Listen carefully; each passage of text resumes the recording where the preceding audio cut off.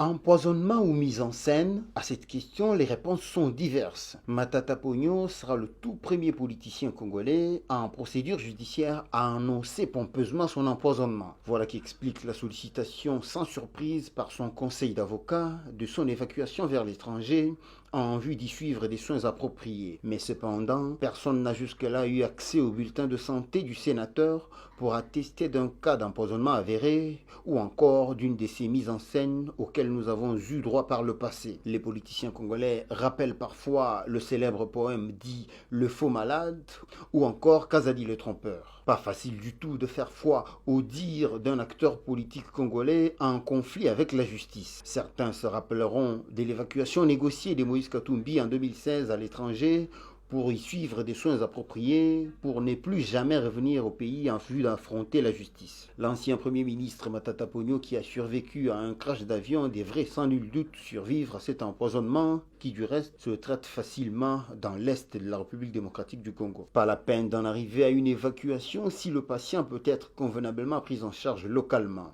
Les partisans de Vital Kamerhe, ancien directeur de cabinet du président de la République, en voudront à la justice si elle décidait d'autoriser l'évacuation de l'homme à la cravate rouge, alors que le leur l'a plusieurs fois sollicité sans jamais l'obtenir. Les cas Franck Diongo, Jegoko Mulumba, Christophe Ngoï-Moutamba, Jean-Claude Mouyambo, Moïse Katumbi sont très éloquents pour se faire une image exacte du comportement de l'acteur politique congolais lorsqu'il est en conflit avec la justice. Toutefois, la santé n'ayant pas de prix, le justiciable a droit de se faire soigner convenablement et ce, dans le respect des droits humains garantis par la Constitution. Malade ou pas malade, le sénateur Matata Ponyo devrait fournir suffisamment d'éléments au procureur général près la Cour constitutionnelle en vue d'attester de son état de santé pour ainsi espérer bénéficier d'une évacuation.